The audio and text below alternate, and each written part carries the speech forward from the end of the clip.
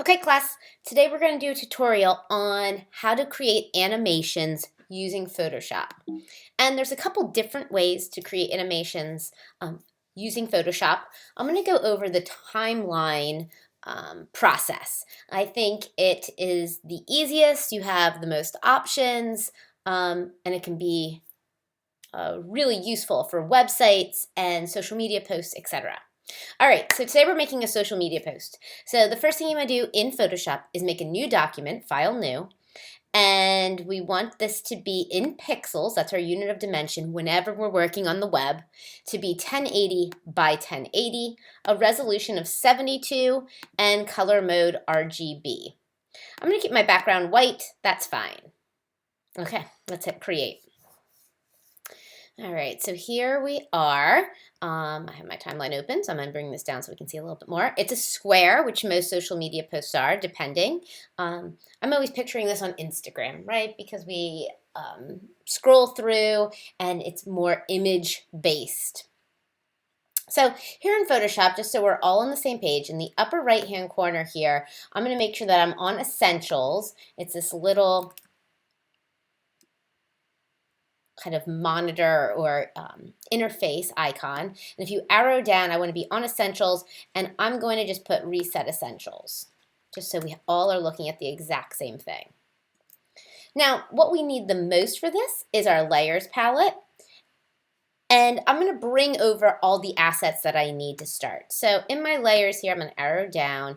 The first thing I'm going to do is let's make a gradient background on this. So I'm going to go here.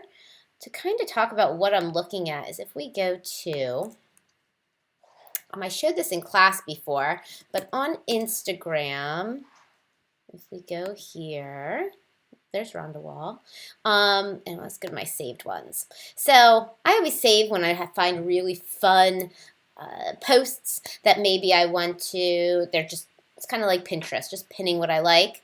So the one that we're sort of emulating today is something like this. It's going to have a gradient background behind it, and then it's going to, ours is going to go flip through 3 images in the background, and then we'll put text on top. So we're building up a hierarchy of layers and then going to animate. Okay, we can minimize that. We don't need that. So the first thing I'm going to do here in Photoshop is I have my layers open on the right. I unlocked it by hitting this little lock icon. And then I'm going to come down to the FX symbol. This is my styles or my effects that we can add. And this is going to come back in handy in a little bit as well with animation. So the effects down below, we have some of those default ones like drop shadow and emboss and stroke and a lot of things that sometimes can hurt an overall design. But today I just want to do a gradient overlay. So let's choose a gradient. Now they have some pre-made ones, which is fine to use. You could also build your own, right? So I could click on this purple color and change this, to a hot pink, or change this to a different color. You can play around with solids or noise or smoothness and just experiment with whatever kind of gradient you want. When you're happy with that, let's say OK. I'm going to make sure mine is going to be normal. I want it to be an actual gradient. If you have this preview checked, you can see what's happening. Blend mode normal, opacity 100%, I want to see it. I can change the angle of it, so if I wanted it to go from left to right or top to bottom, I could scale it so it's a little bit more dramatic or not. I'm fine with all that. And feel free to play around with some of these settings. After the gradient looks the way that you would hope, I'm going to hit OK. Now you can see here from my layers, this is just a white background that we added an effect. So if I hide the eyeball here of that layer, it hides the entire layer. If I hide the eyeball of the effect, it'll just hide my gradient that's overlaid on top of this. Okay, that looks great. Now I'm going to bring in 3 photos. And I'm going to, I have them already open over here, so I picked 3 of the dog. So I'm going to bring in this one. So I dragged it right on, and I'm going to hit enter to say, yep, let's place that down. Another way I could bring an image in is go File, Place, Embed. I could do that way. Let's try to find these now, right? That's on my downloads. And I think this is the one I just opened. See if I can find another one of her. Kind of hidden in my, oh, there she is. There's a second one of her, adorable. And then I'll bring over my third one. So I'm bringing over 3 images. All right, so I brought over 3 images of Mallory. You can see them listed here. The first thing I would start doing is labeling these. So if I double click on the name of that layer, I can rename it. So I'm just gonna call this pick 1, pick 2, pick 3. Boom. All right, so we have her. Now I want to kind of stylize these a bit. Right now she's just in standard color, so I want to kind of create maybe a little Warhol duotone style on her. Now one thing I can see right away is that she's a smart layer. I know she's a smart layer because it has this little icon next to it.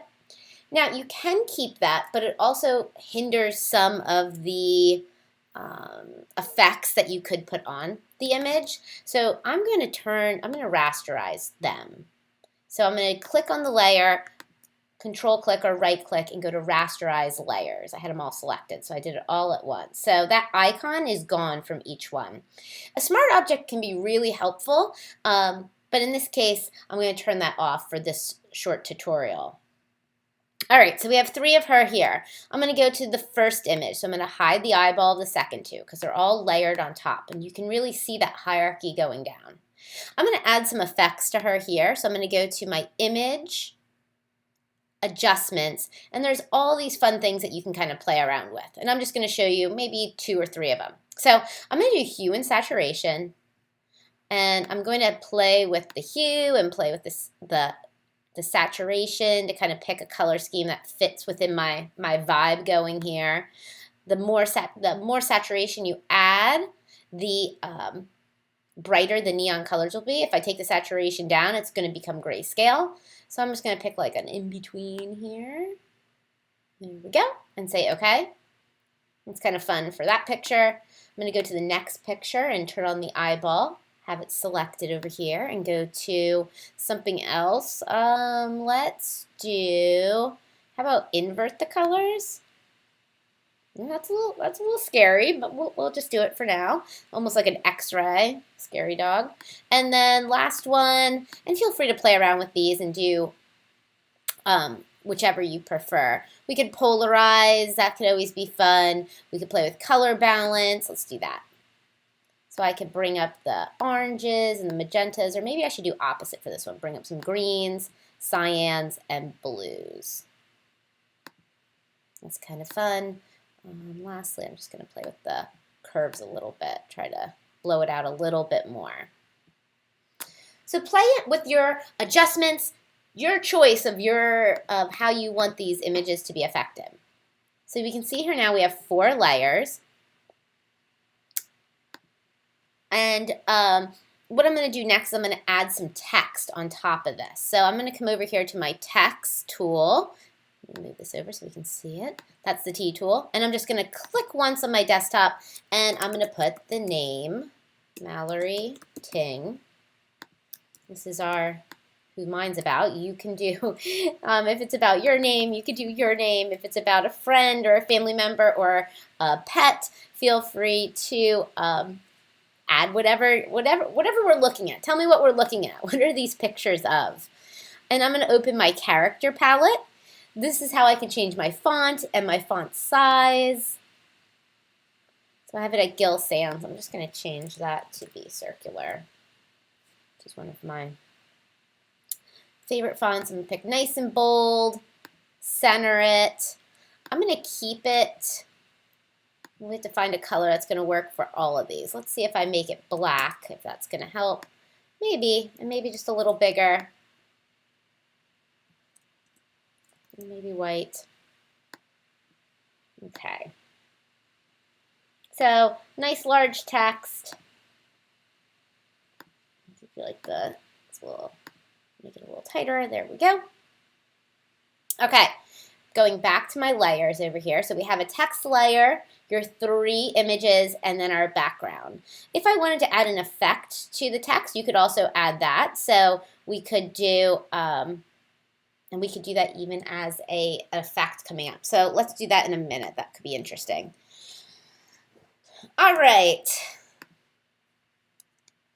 Let's do some animating now. So I brought over all my assets. You can take some time to fiddle with these. I don't want to have the longest video. So now I'm going to open my timeline.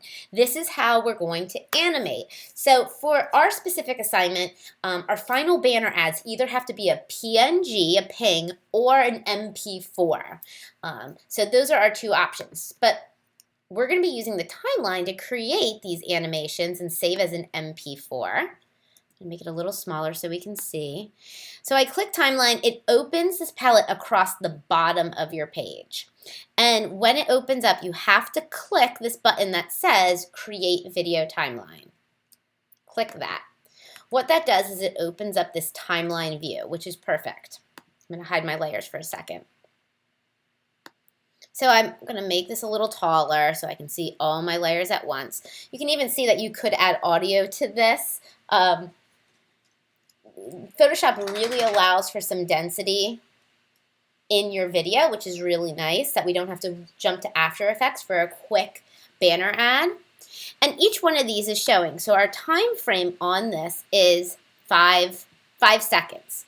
So from beginning to end, ours is going to be 5 seconds. Now we could change that, but for our example, this is a perfect amount of time.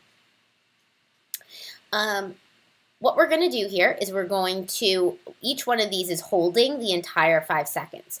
You can cut these down, so you can grab the corner and drag. So maybe, for instance, I want the first pick one to only be 1 second. So I can drag the end of it, that's at 5 seconds, and drag it all the way down so it only holds for 1 second.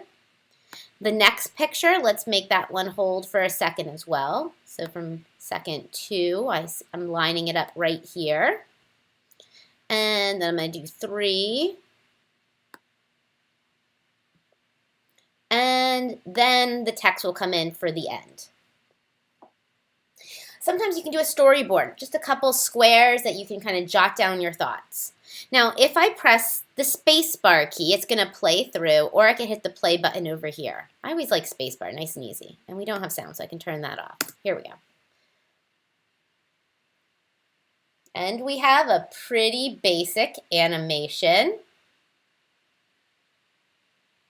Not too shabby. So this is just timing it out, and this is one option. I mean, we have a really simple animation here, but let's talk about a little bit how to make this more interesting. So starting off here, I'm going to bring this up. I'm going to keep the background as is. That's not going to change. I'm going to go to pick one. I'm going to bring scrub. This is I can scrub back to 0 seconds, so all the way to the beginning. And I'm going to arrow down in the timeline on pick one. You can see we have 3 options to kind of increase our animation to do something a little bit more interesting. Let's start at the top with position. So let's say I wanted this image to move or scale. I can use position. This is how it works. First, I'm going to take my head, a lot of head of my scrubber, and I'm going to move it to the end of my animation. A lot of the times when we're animating, we animate backwards because, hear me out, the second frame or your keyframe is already in position. So watch and then kind of see what I'm going to do. I'm going to scrub my head to about here. I'm going to click on this little stopwatch. This is going to give us our first keyframe. So a keyframe, if you want to think about it like a bookend, you have one bookend on the left and one bookend on the right. We're going to set each bookend, and Photoshop is going to create the frames in the middle of them. Now, you can have as many keyframes as you want. So say you want a bouncing ball, we can have it go up and down and up and down. But in this case, we're just going to have it move in. So I'm going to hit that little stopwatch, which gives us a diamond. That's our bookend. And then I'm going to scrub the head down to the beginning frame, right down to 0. And I'm going to make another bookend, so another keyframe. And I do that by clicking this diamond. Now you can see I have 2 diamonds, 1 and 2. I'm going to click on that first one because I want that bookend to be somewhere different or do something. I'm on my move tool, and I'm just going to move the picture off to the side. Now if I hit spacebar, it will move in. So my first keyframe I set for off to the side here, and then my second keyframe here I already had set for the correct position. And that's why it's nice to move backwards. You don't have to set keyframes twice. All right, let's do something else. I'm going to arrow up on that one, and let's go over to pick 2. This one, I think, why don't we have this one fade in, so it fades in a little bit. I'm going to arrow down on pick 2. Again, I'm going to work backwards, so I'm going to go halfway in between and hit the opacity stopwatch, which gives me a opacity here of 100% in my layers. This one you need your layers for. And then I'm going to scrub backwards to the beginning of the frame and make another keyframe by hitting that diamond. And this one I'm going to take the opacity down to 0. Now if I hit spacebar, you'll see it fade in. So we're setting the opacity here for the first frame to 0, and the second frame is set to 100%.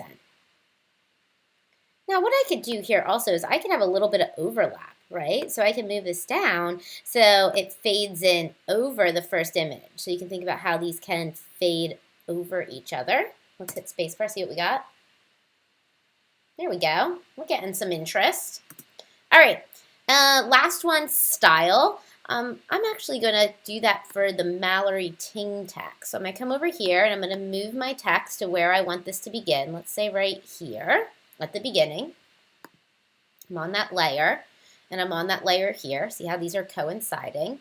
And I'm going to set this as an effect. So what I'm going to do here is I'm going to go to my effect palette, that FX, and I'm going to effect, let's do a, I don't know, let's do a outer glow, inner glow, outer glow. There it is. Okay, so I'm going to pop this up. I have the preview set so I can see what it looks like. I'm going to change the color of the outer glow to maybe be one of these fun colors so I can use my eyedropper and pull. Say okay, and I'm going to take the opacity up so we can see it. I'm going to take the spread up so we can see it, the size of it up. There we go. Now we can see it. Create a fun little glow on that. And say okay. So I have an effect there. I'm going to click my style. So it kind of locks that in for that keyframe. I'm going to come down a little bit here, maybe halfway, and hit that keyframe again to set another bookend. For this one, I'm going to change what this looks like. So I'm going to change my outer glow from the hot pink to maybe the orange. Say okay. And I'm going to do that one more time. I'm running out of space right about here. We can change it again. So I'm going to make another keyframe. Note, so you don't have to have just 2 keyframes.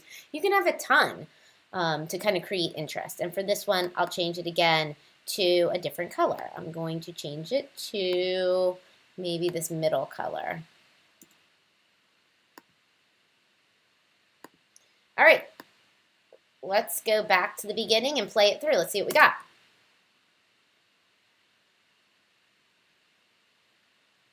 Nice, so we changed some colors there at the end.